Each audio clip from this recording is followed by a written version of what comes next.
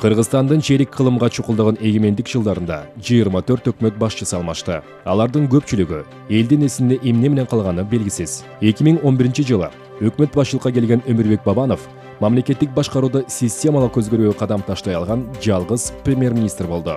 Иштөө стили жана көз карашынын жаңачылдыгы менен айырмаланган өкмөт башчысы Өмүрбек Бабанов айланасына жаш жана алдыңкы тажрыйбасы бар кадрларды топтой алды.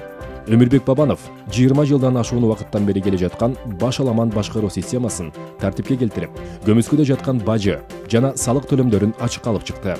Бабанов өкмөттү жетектеген 7 ай аралыгында бюджеттин кирешесин кантип көбөйтө аларын көргөзгөн болчу. Мынакей планды, 5 айдын планды 300 миллион ашыгы менен аткардык. Кумтөрсүз ашыгы менен аткардык.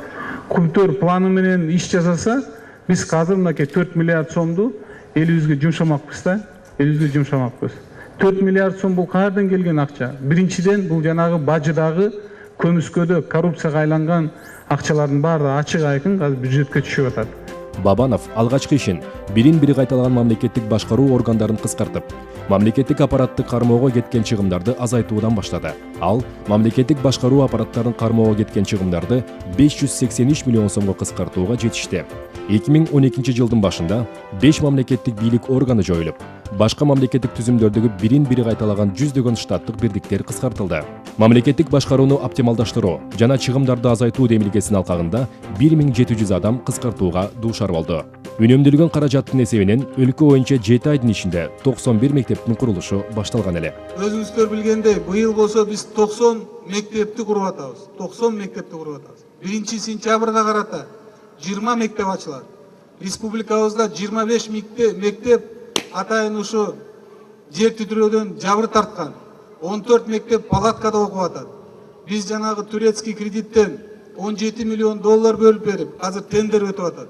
Куда каласа быйыл эмди анан кийин мына келе аткан жылда Кыргызстанда бир да бала палаткада окубайт. Ишкердикке жана кызмат көрсөтүүлөрдөгү уруксаат берүү менен лицензиялоо тармагы жөнөкөйлөштүрүлдү. Бул аралыкта буга чейин милдеттүү түрдө берилип келген лицензиялардын жана уруксаат берүүлөрдүн саны 2 эсе кыскарган. Мурда алардын саны 563 болсо, кийин лицензиялардын саны 213кө чейин түшкөн. Буга чейин мамлекеттик кызмат көрсөтүүлөрдүн саны 20 миңден ашуун болсо, Бабановдун демилгеси менен алардын саны 386га чейин кыскарган. Ошондой эле ишкердикте жана чарба жүргүзүүчү тараптарды ашкере жүдөтүп келген мамлекеттик текшерүү органдарынын саны 20дан 12ге чейин азайган. Мамлекеттик кызмат көрсөтүүлөр жөнөкөйлөштүрүлүп, керексиз бюрократиялык тоскоолдуктар алынып салынды. Принцип единого окна деп коет. Ошол туура нерсе. Себеби киши документтерин чогултуп, анан кийин ошо единый окного берет, анан кийин ошол эле единый окнодон алып алат. Мындай инстанцияларга, тиги отделдерге чуркабайт. Мисалы, мага жагат. ГРСте принцип единого окна бар. Келесиң, документтериңди тапшырасың, анан кийин 2 күн, 3 күн маалыматты айтат, кагаз жазып берет. 3 күндөн келесиң, тиешелүү документтерди аласың. Ошол принцип жакшы.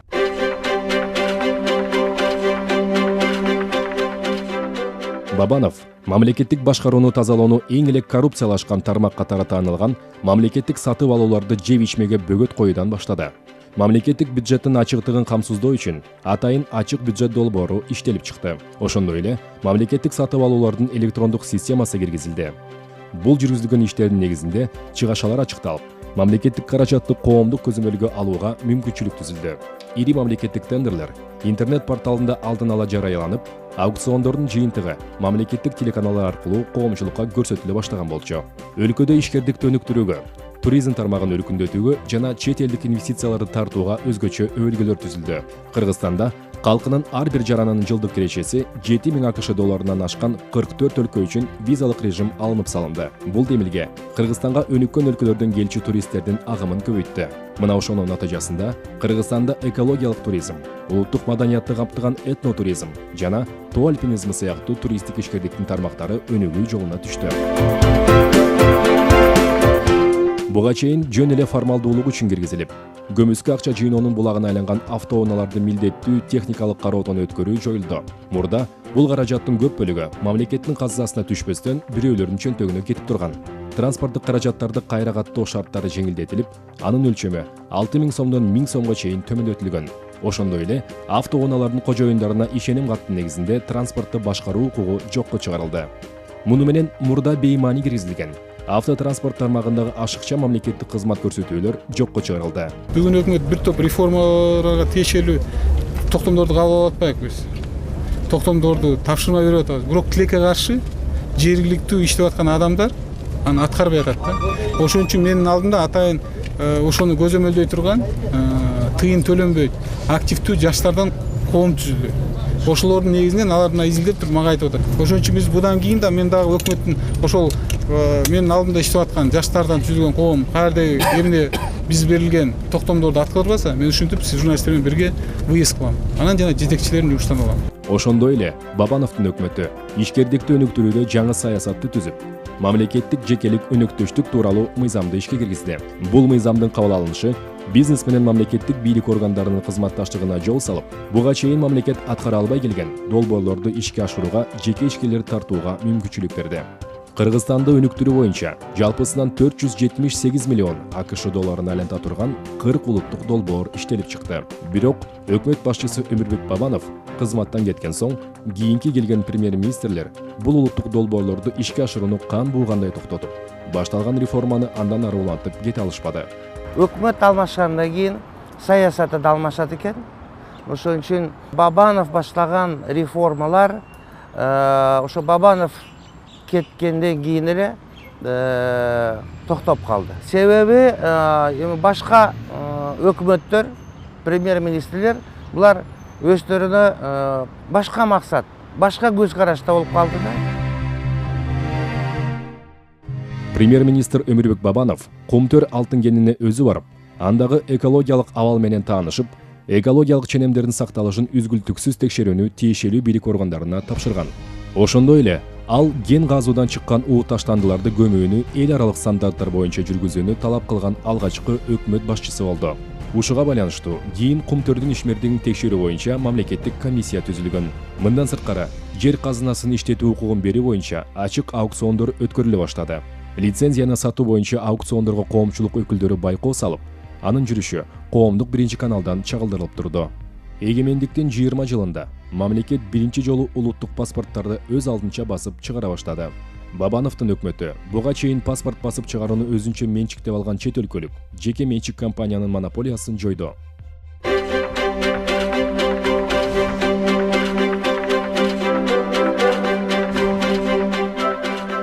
Бабановдун өкмөтү 2010 жылы июнь айында өлкөнүн түштүк аймагында орун алган этникалык кагылыштын кесепеттерин ылдам убакытта жоюуга жетишти. Кагылышуунун натыйжасында талкаланган же күйгөн турак жайлар, социалдык жана маданий багыттагы объектилер оңдолуп, Ош менен Жалал Абадты калыбына келтирүү иштери белгиленген мөөнөттөн мурун бүткөрүлдү. Өкмөт өлкөнүн түштүк аймагына жеке ишкерлерди колдоого 51 миллион сомдон ашуун каражат жумшады. Ошондой эле мектептер менен ооруканалардын имараттары оңдолуп, жаңыдан пайдаланууга берилди. Өмүрбек Токтогуловичке чоң ыраазычылык билдирип койсок, себеби республика чоң, негизги абдан оор жүк азыр премьер-министрде, буну ачык айтыш керек. Парламентте дагы, президентте да мындай оор жүк жок. Хозяйственный вопросту чечүү деген кыйын. Өмүрбек Бабанов эң эле шарты катаал Алыскы Баткен, Лейлек, Актала жана Алай сыяктуу аймактарда болуп, андагы социалдык көйгөйлөр менен таанышып, айрымдарын жеринен токтоосуз чечкен алгачкы өкмөт башчысы болду. Айрым айыл тургундары өздөрүнүн ыраазычылыгын ырга салып, кабелтин каалоосун ардаган учурлар видео тасмага түшүп калган. Алабал сурап премьер-министр айылга качан келчүлөр? Премьер-министр ел болгон теледен гана көрчүлөр. Жакыр элди көргөндө мынтип түтөп турат жүрөгүң, дайым болду Кыргызга уулу катар күйөрүң, Кудай өзү колдосун кыдыр болуп түгөйүң. Эбиздин өмүкө өтүнүштүү угаарсың, мына анча мынча жер калды, Аксайды өзүң көрүүгө ат тизгинин бураарсың. 3 премьер түптөгөн, мына бүгүнгө чейин бүтпөгөн, ушул барадаты объекттин балким аягына чыгарсың.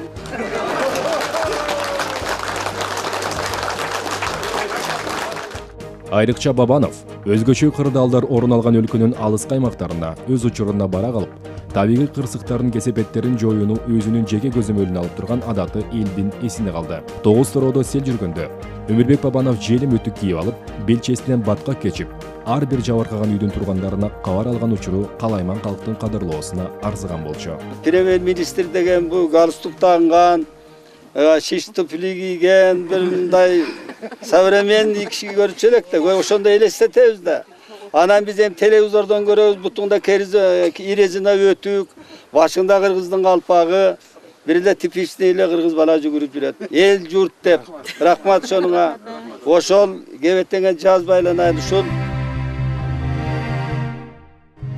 Жеткиликтүү насыялар долбоорунун алкагында Бабанов өкмөт башчы болуп турган 7 айда 1 миллиард сомдон ашуун кредит дыйкан фермерлерге жеңилдетилген шартта берүүгө бөлүнгөн.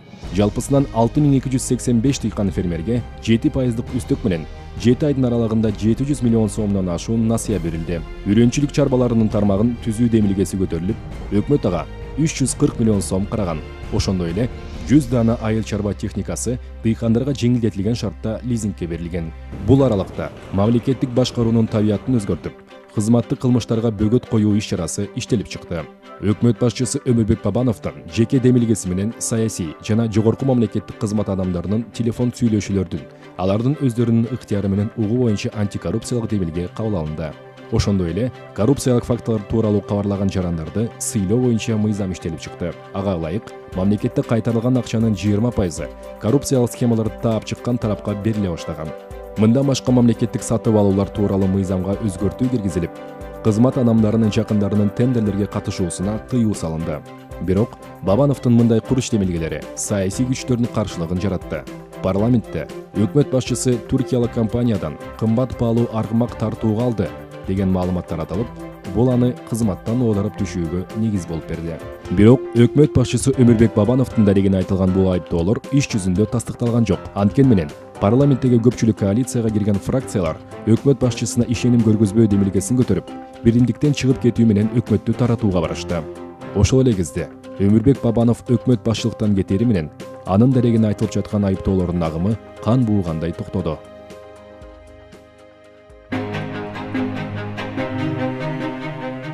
Болгону 7 ай гана иштеген Бабановдун өкмөтү Кыргызстандын эгемендүүлүк жылдарында эң эле натыйжалуу өкмөт болгондугу туурасында эми гана анын саясий атаандаштары кеп сала баштады. Буга чейин келишкис позицияда турган Бабановдун айрым саясий атаандаштары анын ишмердигине жөн эле баа бербестен, аны менен биригип туруктуу кызматташууга өтүштү. Мына ошондой саясатчылардын бири өкмөт башчысы болуп турганда Бабановду өзгөчө сындагандардын көч башына турган Камчыбек Ташиев былтыр Атажурт партиясы менен республика партияларын бириктирүүнү кубаттоо менен кабыл алды.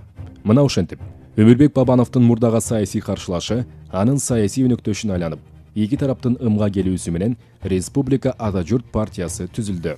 Бул жөн эле эки саясий лидердин биригүүсү эмес, улуттук биримдикти бекемдөөнүн саясий биригүүсү болду. Биз чоң команда түздүк. Биз мамлекетибизди, Кыргызстаныбызды, кыргыз элин эртең келечегин аныктай турган эң бир зор команда түздүк деп мен сыймыктанам. Өлкөнү өнүктүрүү үчүн мамлекеттик биримдик жана улуттук кызыкчылык жогору турарын түшүнгөн эки саясий лидер өз ара ынтымакка келүү менен башка саясий күчтөргө үлгү көрсөтүштү. Мына ошондон кийин башка саясий партиялар биримдикке келип, ирелишип, күчтөрүн теңдеп, өз ара бириге башташты. Баса Республика партиясы Атажуртка биригүү аркылуу гана эмес, өзүнүн катарынан жаңы саясий муунду өстүрүп чыгаруу менен дагы белгилүү болду.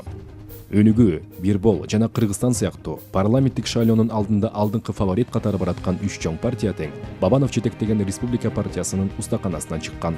Республика Атажурт партиясы болсо саясат айдынындагы кубаттуу саясий күчкө айланды. Өмүрбек Бабанов мунун өзгөчөлүгүн биримдиктин бийик принциптеринен көрөт. Биз дайыма айтып жүргөнбүз, талашып, тартышпай баарыңар биригип, бир күч болуп Кыргызстанды алып чыкпайсыңар деп. Эмнени туура эмес кылдык биз экөөбүз. Туура экөөбүз бир көп сындарды айтып жүргөнбүз. Көп сындар айтып. Бирок экөөбүздүн амбициясы штаб туруп, биз болсо көз карашыбызды неметип салыштырып көрсөк, Биздин экөөбүздүн көз карашыбыз болсо мамлекетти көтөрүш экен да. Республика Ата Журт партиясы жакында өлкөдө тез арада жана натыйжалуу реформа жүргүзүү программасын жарыялашты.